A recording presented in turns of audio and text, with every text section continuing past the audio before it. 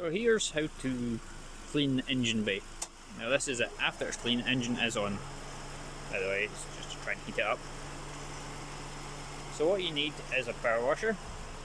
On there is mine, Archer K2. What I do is I'll get the bags which I used. Just Tesco, any sort of bag. Bags for life might be a wee bit better. Just cover the battery, cover any sort of electrics.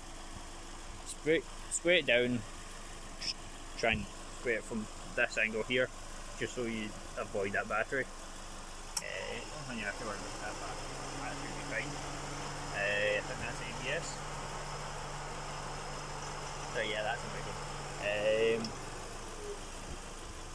Yeah, so you spray it down, just get some soap and a sponge, just wash over it, maybe the same one you would use for tyres. Just scrub over it like that. Don't really want to get wet again. Takes so long drying it. Just move it over. Just try and dry it. Not too much, just a wee drop.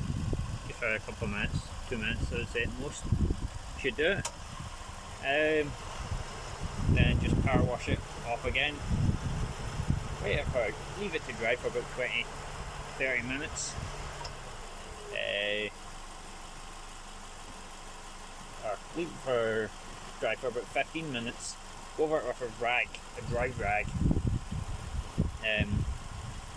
Just dry it and then leave it for another 15 minutes. Then if you really want to, but like I used Cockpit Shine just for the plastic bits, but that's completely up to you. If you want to see the before and after pics, go and see Swiftly RHD on Instagram. I'll put the link in the description.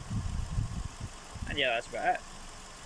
Then after you apply the cockpit, just go over it a few times to make sure it's dry in. And then leave it. And then that's you. I also put popped up screen wash as well. I used rags. I used this stuff here.